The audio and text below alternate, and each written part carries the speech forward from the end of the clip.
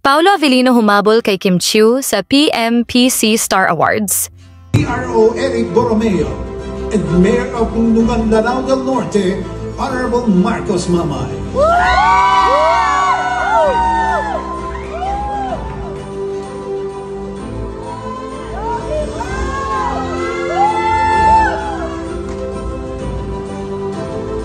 Rocky Pao!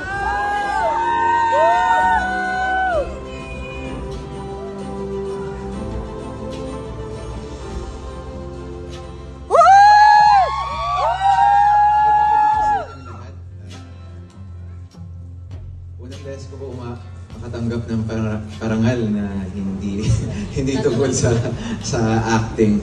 But thank you so much sa lahat na namumuo ng PMPC, sa ating mga kaibigan sa press, mga artista at sa mga nagtatrabaho sa industriya na nandito.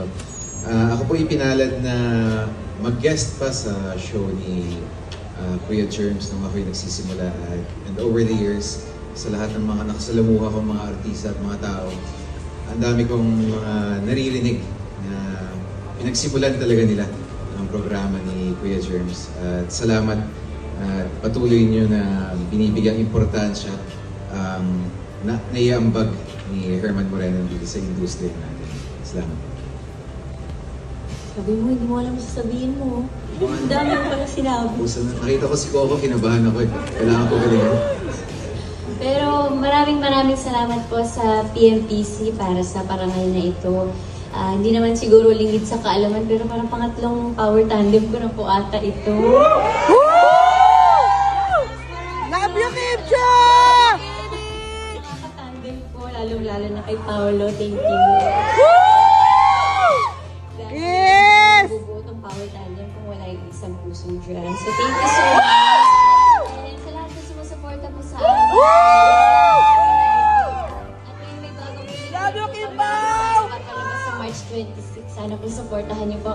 My Love Will Make You Disappear. Nag-promote. Pero thank you po sa lahat ng supporter, sa lahat po ng nagmamahal sa amin. Paulit-ulit po namin sasabihin sa inyo. Maraming salamat po. Hindi nga hinayaan ni Paolo Avellino na mag-isa si Kim Chiu ngayong gabi dahil humabol ito sa awarding night. Bukod nga sa pagkapanalo ng PBB, ay ginawaran si Kim Chiu ng Female Star of the Night na award, kaya naman super thankful ang actress sa recognition na ibinigay. Anong masasabi ninyo sa balitang ito? Magkomento sa ibaba at huwag kalimutang mag-subscribe for more videos. Maraming salamat sa panonood!